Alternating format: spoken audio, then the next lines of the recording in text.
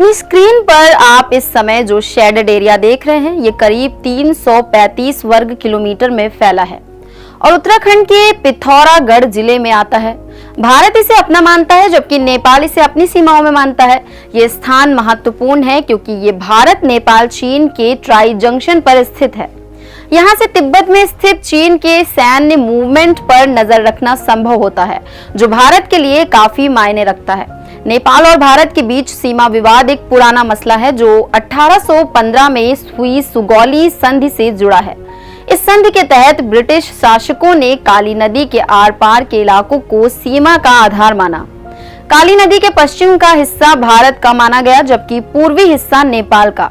समस्या तब आई जब नदी का उद्गम तय करने में मतभेद हुआ और इसका कारण ये था कि काली नदी की कई सहायक नदियां भी हैं।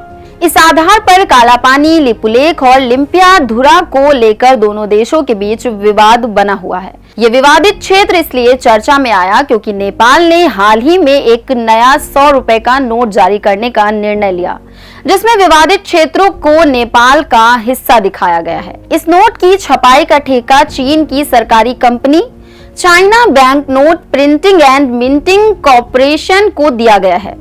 चीन और नेपाल का ये जुड़ाव केवल करेंसी तक ही सीमित नहीं है। पिछले कुछ सालों में नेपाल की अर्थव्यवस्था में चीन की भूमिका बढ़ी है। चीनी निवेश ने नेपाल के कई बुनियादी ढांचे को मजबूत किया है और नेपाल की राजनीति में भी इसका असर देखा जा सकता है। चीन के इस भूमिका को देखते हुए भारत के विशेषज्ञ मानते हैं कि चीन नेपाल को इस दिशा में प्रेरित कर रहा है ताकि भारत के साथ तनाव बना रहे।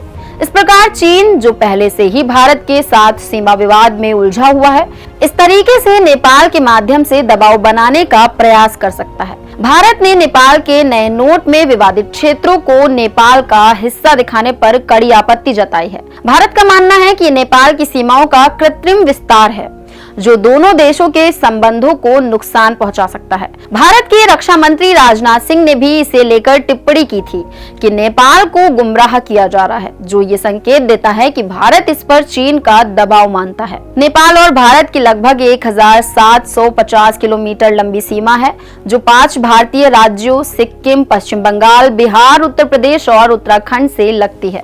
नेपाल और भारत के संबंधों को मजबूत आधार सांस्कृतिक और आर्थिक संबंध भी है।